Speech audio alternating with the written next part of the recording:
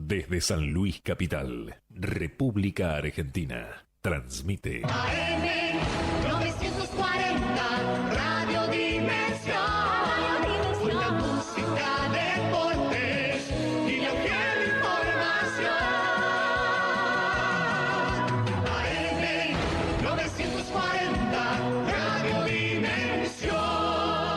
Tenemos comunicación telefónica con el licenciado en Trabajo Social Ariel Sanabria, especialista en intervenciones sociales con niños, niñas, adolescentes y jóvenes, docente investigador de la carrera Licenciatura en Trabajo Social de la Facultad de Ciencias Económicas, Jurídicas y Sociales de la Universidad Nacional de San Luis, a cargo del Servicio Social del Hospital Dr. Suárez Rocha del barrio Jardín del Sur de la ciudad de Villa Mercedes, que depende del Ministerio de Salud de la provincia. Vamos a hacer nuestra primera nota de enfoque con el licenciado Ariel Sanabria. Buenas noches, ¿me escuchás bien? Sí, hola, buenas noches, te escucho perfecto. Buenas noches a la audiencia también y a la locutora, gracias por la presentación. Bueno, bárbaro, un placer. Bueno, ya lo habíamos conversado anteriormente, la intención era que nos contaras a la ciudadanía el proyecto que has presentado, el proyecto la Unidad Justicialista San Luis, aquí lo tengo, el proyecto de educación sexual integral provincial. Entiendo que es una comisión de gente y vos has estado a cargo de ese desarrollo. Sí, en realidad es un proyecto que surge de mi iniciativa, pero también del trabajo colectivo que hacemos desde hace 4 años en el hospital del barrio Jardín del Sur, donde yo trabajo, en el cual la articulamos con las escuelas de la zona y trabajamos educación sexual integral, ya te digo, desde hace 4 años, con talleres. Esta propuesta nace, digamos, no la de la ley, sino la de trabajar en talleres con las escuelas por la ausencia de la implementación efectiva de la ley 26150, que es la ley original de educación sexual integral, que es sancionada en el 2006. Producto de esa ausencia de aplicación, nosotros salimos a suplir esa falencia porque también observamos que en salud, digamos, nos encontrábamos con indicadores que daban cuenta de que la ausencia de la aplicación generaba otros tipos de problemas, ¿no? Así que básicamente por eso. Y teniendo en cuenta toda esa trayectoria, pensamos en una ley provincial. Hay 5 provincias del país que ya tienen ley provincial, y ¿cuál es la diferencia con la ley nacional? Casi ninguna, solamente algunas adecuaciones al organigrama del gobierno provincial y la posibilidad del desarrollo de contenidos de la educación sexual integral en clave sanluiseña, digo, para decirlo de alguna manera bien concreta. ¿Qué significa esto? La impronta de nuestra cultura pensada en base a los contenidos de educación sexual integral. Buenísimo. Sí, ya habíamos escuchado, no sé si, bueno, seguramente estaba en conocimiento tuyo, la intención del gobernador de la provincia, Alberto Rodríguez Sá, en avanzar en esta dirección y, bueno, y nos encontramos con este proyecto. Yo esta mañana estuve reunido con las diputadas, bueno, me contaron que por lo pronto el único proyecto que se está tratando en esa dirección es el que está presentado por el equipo tuyo, ¿no es cierto? Sí. Te quería hacer una consulta, viste que este domingo estuvimos con el programa de La Nata, que también tocó la temática. Bueno, hay, como sabemos todos públicamente, un poco de distintas miradas, diferentes opiniones con respecto a la materia de la educación sexual y qué es lo que queremos más que todo en el tema de los contenidos, porque creo que hay un acuerdo generalizado de que es una temática necesaria para abordar una problemática social que es necesario abordarlo. El tema es ponernos de acuerdo también en los contenidos. Contame un poquito cuál es la mirada que tenés vos con respecto a los contenidos para aplicar en la enseñanza de los jóvenes. Mira, nosotros tenemos primero los contenidos que están elaborados a nivel nacional, se plantean en términos del desarrollo de la educación sexual integral que abarca la cuestión de la sexualidad o de la genitalidad, pero la trasciende particularmente en el modo en que se establecen las relaciones sociales. ¿A qué me refiero con esto? Dice Graciela Morgane, una pedagoga decana de la Facultad de Filosofía en la UBA. Dice, toda educación es social, o sea, todo proceso de socialización se plantea en términos de los espacios o dispositivos por donde vamos creciendo y vamos transitando, pero también es eminentemente sexual porque se educa y se plantea un modo de construcción de la subjetividad de cada uno de nosotros según seamos varones o mujeres.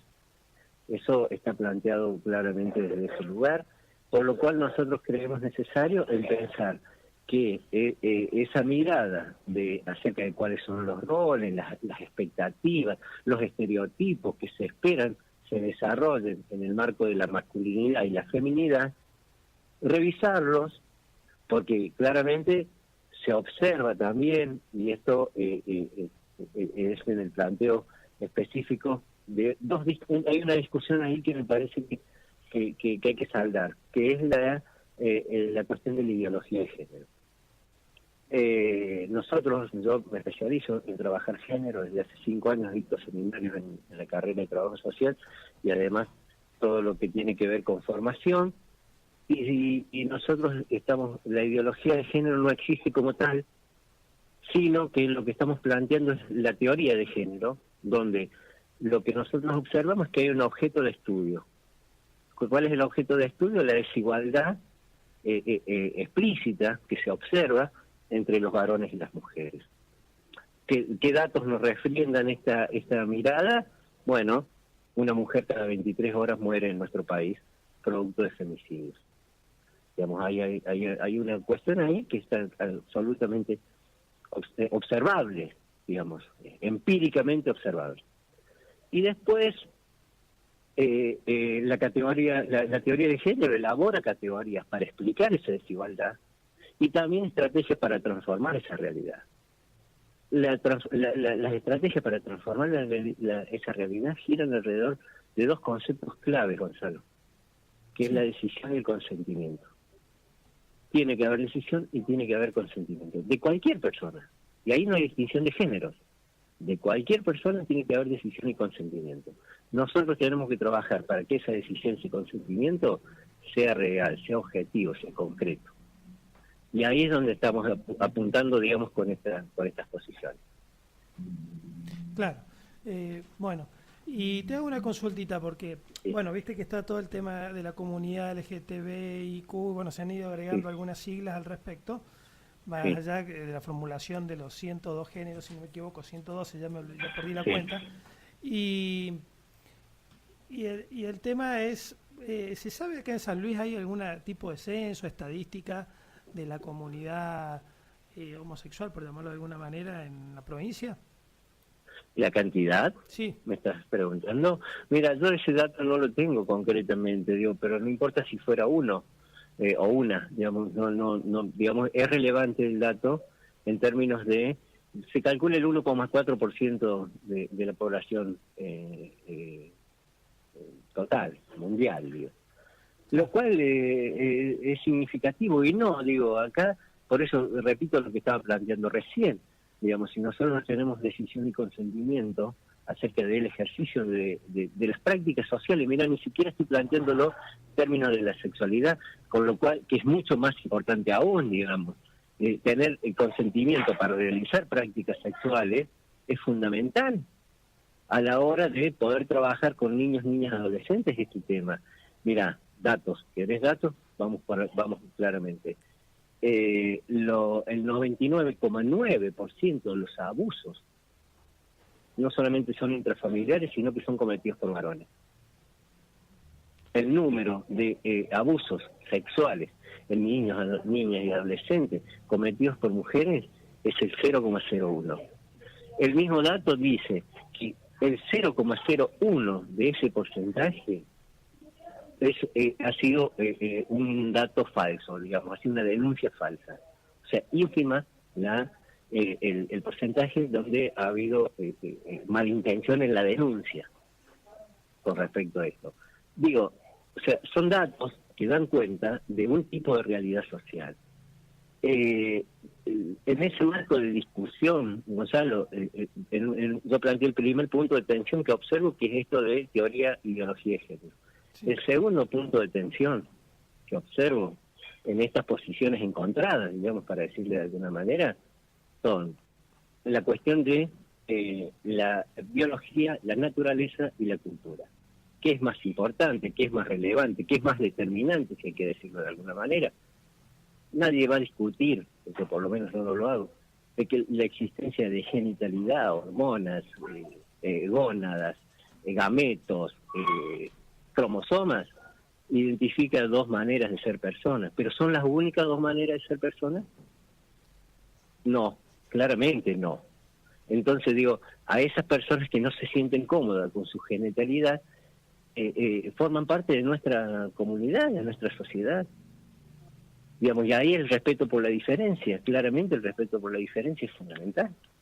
De la misma manera que es fundamental en las relaciones de género, entre varones y mujeres. Está bien, clarísimo. Ahora, otra preguntita. Ahí me planteabas el tema de lo que vendría a ser lo que es la construcción social, es lo que yo estoy notando Sí. en lo que estás hablando vos, ¿no es cierto? Sí. El tema de la estadística que largaste de abuso infantil, Sí. que es intrafamiliar, Sí. implementación de este contenido, ¿realmente lo considerás eficiente para poder... Totalmente. Yo he tenido, no voy a dar, por supuesto no voy a dar el nombre, pero he tenido en este año fundamentalmente, hace 4 meses, pero en otras ocasiones, ya te voy a dar alguna perspectiva con respecto al tema de los talleres de ESI y la ESI como ley implementación efectiva, que es una posición que yo vengo observando de nuestro trabajo que me convoca a decir algunas cosas. Bueno, pero voy al punto. Este año nosotros una piba de 11 años reconoce la situación de abuso a la que estaba siendo sometida a partir de nuestro taller. Es fundamental el trabajo en el marco de las relaciones sociales de género, sexoafectivas, digo, porque hay algunas que son sexuales y otras que son afectivas. Bien, en ese marco establecer cuáles son los posibles espacios para emergencia de voces que puedan dar cuenta de estas situaciones en las que lamentablemente se encuentran muchos niños, niñas y adolescentes, que es en el marco del abuso sexual, que es intrafamiliar, lo cual se traduce en un montón de situaciones, como por ejemplo secretos familiares, la idea de injusticia y justicia. Mira, Gonzalo, hay algo que es fundamental. No me quiero ir por las ramas, pero esto lo tengo que decir. Hay algo que es fundamental en las situaciones de abuso, que es la idea de justicia, que a veces va de la mano de la condena, ¿bien?, de alguna situación de abuso. Pero a veces la sensación de justicia va de la mano de la acción de los adultos responsables de esos niños, niñas y adolescentes para denunciar, para visibilizar. O sea, todo ocultamiento, toda invisibilización de situaciones de abuso produce secuelas en niños, niñas y adolescentes imborrables, impresionantes, que se traducen en intentos de suicidios, en depresiones, en angustias tremendas. Mira, para decirte una situación explícita, nosotros trabajamos en una situación de abuso de un familiar a 3 niñas eran en ese momento. Producto del trabajo que nosotros realizamos, se denunció y se llegó a la condena. La condena fue 18 años al perpetrador. Las niñas que habían sido víctimas de este abusador habían tenido innumerables situaciones de intentos de suicidio. Hoy son 3 niñas que han superado, no digo la situación de abuso, pero han superado la sensación de injusticia. Y eso lo tenemos que hacer nosotros los adultos, Gonzalo. Claro. Somos responsables nosotros los adultos de que eso ocurra. ¿Y qué opinas vos con respecto, por ejemplo, ya en Buenos Aires hay una clínica que a temprana edad, niños que todavía están dirimiendo su orientación sexual. Su identidad de género, en realidad. Claro, La orientación sexual es otra cosa. Bueno, su identidad de género. Su identidad de género, sí. ¿Se los hormonice a temprana edad o se les practica algún tipo de cirugía de Mira, reasignación de sexo? El tercer punto de tensión que me faltaba desarrollar era la tensión existente entre dos paradigmas de intervención social en cuanto a niños, niñas y adolescentes. Nosotros venimos de casi 100 años de un paradigma de intervención que era el conocido como patronato de la infancia, donde niños, niñas y adolescentes eran objeto de protección del Estado. Bien, el Estado asumía el resguardo de esos niños, pero esos niños no tenían ninguna posibilidad de dar su opinión, su mirada acerca de su propia vida, prácticamente. En el año 1989 se sanciona la Convención Internacional de Derechos del Niño, y en el año 2005 se sanciona la 26061, que es el Sistema de Protección Integral. ¿Qué cambia en estas maneras de observar la niñez? Que los niños dejan de ser objeto de protección y se transforman en sujetos de derecho. Ahí donde el principio fundamental del sistema de protección es que el niño, niña, adolescente tiene derecho a hablar, a emitir su voz y su voz ser tenida en cuenta a la hora de tomar decisiones. ¿Qué te quiero decir con esto, Gonzalo? Que esa idea, esas cuestiones de hormonización, esas cuestiones de definición de su identidad de género, tienen que ser escuchados. Tienen que ser escuchados los niños, pero si no estamos violando una ley, si no son escuchados. Tiene que su voz ser tenida en cuenta a la hora de tomar decisiones, porque si no estamos violando una ley nacional vigente. ¿Se entiende lo que quiero decir? No, eso se entiende claramente. ¿No? Yo te digo porque es un tema, por supuesto, de debate, de posturas encontradas, y a veces, en el marco de las decisiones se plantea esto también, que muchas veces los niños, hay una figura. Sí. Muchas veces los niños todavía no tienen hay una figura los afectivos y la maduración psicológica, porque hay muchos casos, por lo menos en Estados Unidos se ha visto, de gente que ha pensado en un cambio de género y después se ha arrepentido, ¿no? Entonces es que nosotros mira, es mucho más complejo, tendríamos que tener otro programa más para hablar de esto. Nosotros, en los cambios de género, digamos, la identidad, la autopercepción de una persona con relación a su propia genitalidad y a partir de ahí su consideración como varón, mujer, trans, etcétera, es toda una cuestión subjetiva. Sí, claro que es una cuestión subjetiva, que tiene que ver con su comodidad con la genitalidad. Pero ¿sabes qué pasa? Es tan compleja la mirada hacia ese tema que, por ejemplo, nosotros pensamos que un cambio de sexo, una cirugía de cambio de sexo, no termina siendo una solución, por lo menos lo que miramos desde afuera, porque termina reproduciendo el seminarismo de varón-mujer, que desde el punto de vista de la biología es casi irrefutable, digamos, pero al revés. ¿Se entiende lo que quiero decir? Nosotros, por ejemplo, en el trabajo con algunas personas trans, sobre todo mujeres trans, o sea, que han nacido con genitalidad masculina y hoy se sienten mujeres, lo hemos hablado, pero en infinidad de oportunidades, y por ejemplo, en las que me ha tocado trabajar como grupo, ninguna de ellas había pensado en un cambio de sexo. O sea, se autoperciben como mujer, pero no necesariamente tienen que reniegan de su genitalidad. ¿Bien? Claro. Entonces, ese marco es un marco de decisión personal, única, digamos, íntima. ¿Se entiende? Digo, en el caso de niños, niñas y adolescentes, vos tenés una figura en la 26061 que es fundamental, que te habilitan para poder tomar decisiones en el marco de este conflicto o digamos, dilema que vos planteás con respecto a la se llama autonomía progresiva. ¿Cómo es el tema de la autonomía progresiva? Se van adquiriendo, se van estableciendo competencias en niños, niñas y adolescentes que van conformando esa autonomía progresiva que les permite tomar decisiones. ¿Bien? Entonces vos me decís, hay niños, niñas que no están lo suficientemente maduros para tomar algunas decisiones como esta, yo te tengo que decir, sí, puede ser.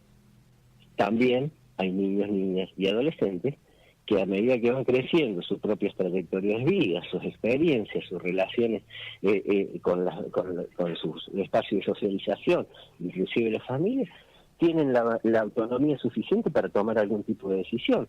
Por eso yo digo que no es que yo estoy diciendo una u otra, estoy diciendo que existen las posibilidades de que la toma de decisión sea con decisión y con consentimiento. Claro, perfecto, eso está clara la explicación.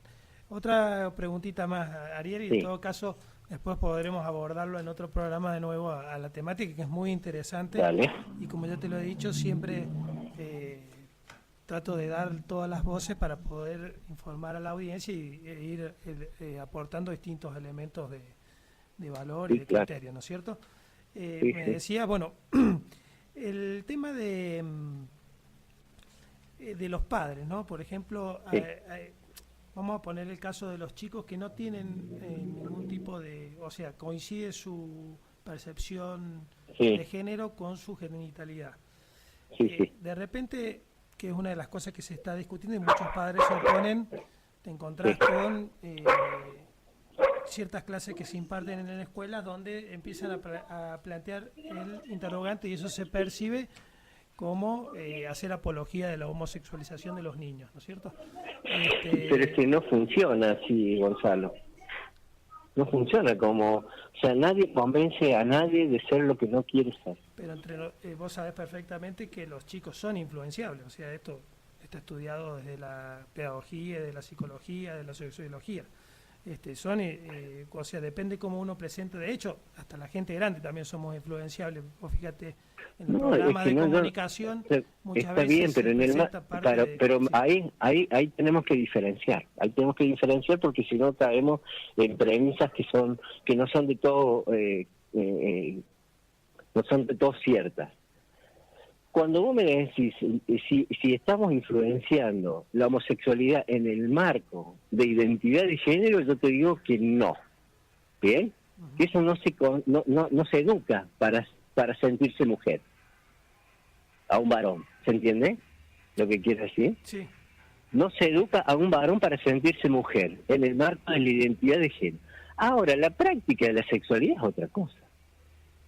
Es otra cosa, ¿se entiende la diferencia? La orientación sexual, ¿por quién me siento atraído? Eso es otra cosa, también es una decisión personal. Claramente que es personal, digamos, pero tampoco se plantea en términos de educación. Es una decisión que toma cada persona a partir de su propia trayectoria y experiencia, digamos, teniendo en cuenta de la misma manera el planteo que vos me decís con respecto a la homosexualidad, te lo puedo decir en términos de patriarcado. Sí, ¿Se entiende lo que digo decir? Eso también Claro. es un tema discutible. Pero bueno, esa va a ser otra área de hablar del tema del patriarcado. Claro, pero ¿se nace hombre o se enseña a ser hombre? Bueno, dependiendo de qué ciencia lo quieras abordar. Bueno, ahí está todo por eso el marco de la complejidad. Por eso hay que ser conscientes del marco de complejidad. Y para ese marco de complejidad hay que ser serio. Claro, ¿y cómo hacemos, por ejemplo, Profundamente. con los conflictos? Viste que en toda discusión hay conflicto de derecho, ¿no? Porque, por Sí. ejemplo, está el tema de cuando se trató la ley del aborto, de la Sí. ley IBE, no se planteaba Sí. el derecho de la mujer y por la contrapartida tenías el derecho del no nacido. Sí. Que eso también está consagrado en la Constitución. Bueno, por ejemplo, en este caso tenés Sí. por un lado el derecho del niño y por otro lado tenés un derecho que también está consagrado en la Constitución y en los tratados internacionales que firmó la Argentina, donde plantea Sí. que los padres tienen el derecho de educar a su hijo de acuerdo a sus creencias y Sí, convicciones. pero no son dueños los padres. ¿Eh? No, pero el No tema, son dueños. parece que las personas no son propiedad de nadie, eso está claro. Claro, pero eso es ahí El tema es qué pasa hay un con esos planteo. padres Mira, que quieren educar a los hijos dentro de un marco Bien. y esto, por ejemplo, no adhieren o no están de acuerdo. Hay bueno, un conflicto primero me parece, de derecho, ¿no? sí, hay un conflicto de derecho, pero si lo planteamos en términos de conflicto de derecho, existe también en la ley 26061 la figura del interés superior del niño. Entonces ahí ya tenemos un conflicto con ciertas resoluciones. Ahora lo que yo planteo es otra cosa, Gonzalo. En el marco de la relación, yo creo, primero, Hay posiciones que son profundamente ideológicas acerca de, en las cuales casi son irreconciliables, ¿no? Si yo pienso una cosa y vos pensás otra, desde el punto de vista ideológico, difícilmente uno pueda convencer al otro. Ahora lo que digo, cuando esas posiciones están teñidas también de desinformación, de mala información y algunas veces hasta de mala intención, yo lo que hago es el mecanismo contrario. ¿Cuál es el mecanismo contrario? Invito a participar de los talleres. Sin ir más lejos, te lo voy a decir concretamente. Hoy, 3:30 de la tarde, en una escuela de la zona de la ciudad, en una escuela céntrica dentro de las 4 avenidas, y etcétera, me invitan a dar un taller de ESI. Cuando voy al taller de ESI, yo ya lo sabía, pero habían invitado a los adultos responsables de esos niños. Fueron 3, no fueron muchos, fueron 3. Una pareja y una señora sola, madre de uno de los pibes de la escuela. Y yo, mis talleres, los talleres que nosotros hacemos con el equipo de salud son abiertos, no hay nada que ocultar, no hay absolutamente nada que ocultar, o sea que está. ¿Cuál es el desafío? Lo dice la ley, Gonzalo, además, lo dice la ley de ESI, Sí. y en uno de sus últimos artículos. El desafío que tenemos para el año que viene, nosotros lo venimos trabajando con las escuelas de la zona del hospital donde yo trabajo. De hecho, con una de ellas tuve 2 encuentros de jornadas de reflexión, de trabajo de educación sexual integral con docentes, con los cuales ya tenemos programada la primera jornada de trabajo del año 2019 en marzo, apenas inician las clases. Porque ¿sabés cuál es el desafío que nos trazamos con la comunidad educativa de esa escuela? ¿Cómo hacemos para que las familias, los adultos responsables de las familias, nos acompañen en el marco del desarrollo de educación sexual integral? Y hacia allá vamos. Sí. Esa es la intención, Acá puede ser, ese es para el que trabajo. informar a la audiencia, creo que se van a dictar ahora unos talleres en el IFDC acá en San Luis, por lo menos eso me llegó esa información. ¿Tenés noticias No lo de sé. eso? No lo sé. No tengo noticias. Yo justamente también estaba invitando a gente para que fuera a los talleres, bueno, para que se interiorice y supiese bien de qué se trataban, los contenidos y todo eso.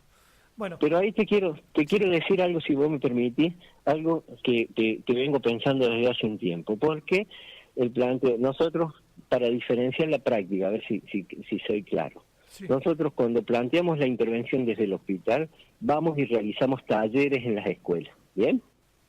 O sea, es una irrupción en una vida cotidiana escolar, que es nosotros como profesionales de la salud vamos a esto. ¿Bien? ¿Está claro eso? Sí.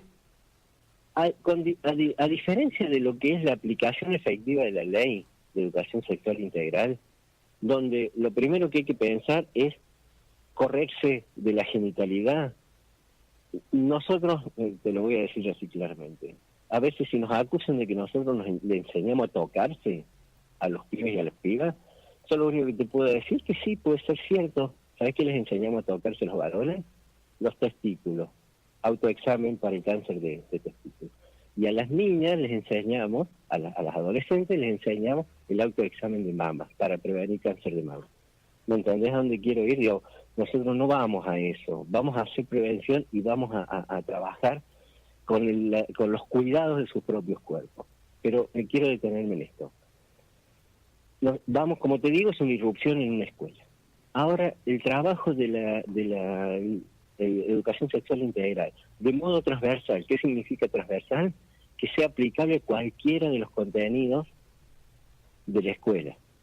¿Se entiende lo que quiero decir? Sí. Digamos, por ejemplo, qué sé yo, en la formulación de los problemas en matemáticas, correrse de los estereotipos de género en ese sentido. Por ejemplo, recorrer en historia de las luchas por la igualdad de género. Por ejemplo, en geografía, distinguir los países cómo se han dado los procesos. Qué sé yo, se me ocurren un montón de cosas. ¿Se entiende lo que quiero decir? Claro. Ese trabajo de ¿por qué hago todo este relato? Y quiero cerrar la idea, Gonzalo, porque estoy preocupado. ¿Por qué? Porque cuando nosotros vamos del hospital a hacer un taller, no sabés la cantidad de cosas que salen. Y a mí lo que me preocupa es qué pasa después con eso. ¿me entendés? Porque nosotros fuimos, hicimos un taller y nos vamos al hospital.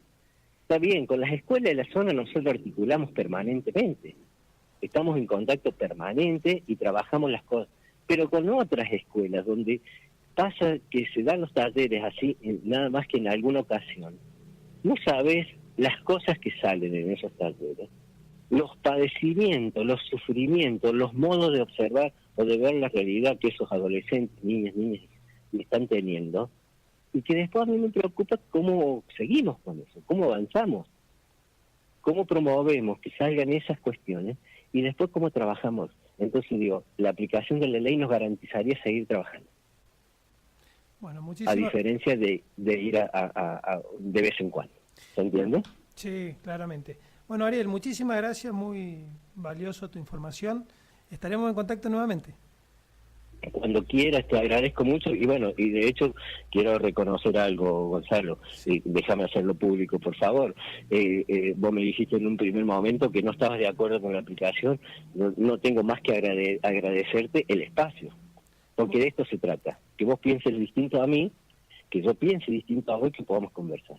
Esa es la idea y me parece muy valioso toda la información que nos has brindado. Te agradezco muchísimo y te estaré contactando a medida que vaya avanzando esto, que por lo menos ahora en diputado me dijeron que quedaban 2 sesiones, está difícil que se tratara. Yo pregunté si había otro proyecto más. Creo que sería bueno que hayan algunos proyectos alternativos como para que tengan elementos de valor y de apreciación los legisladores. Lo que yo creo que la comisión se comprometió con nosotros, digo, lo que es interesante que se trate el tema. Y que también dijeron que iban a invitar a quienes no estuvieran a favor del proyecto para que también plantearan su posición. Así que yo sigo insistiendo, y como te decía recién, mientras podamos charlar, mientras sea abierto, sea honesto, porque acá hay una cuestión que tiene que ser clara. Mientras las posiciones y los argumentos sean honestos, no necesitamos estar de acuerdo, necesitamos sí debatirlos. Exactamente. ¿Está bien? Yo ahí me refiero, porque cuando a veces es mala intención, ahí ya me corro un poco de la cuestión. Esa es la idea. Me parece que los argentinos necesitamos dar los debates y aparte ir tratando de llegar a acuerdos para poder construir un país más justo, y en eso estoy totalmente de acuerdo con. Te mando muy buenas noches y muchísimas gracias por todo. Gracias a vos y un saludo a toda tu audiencia. Gracias. Sí.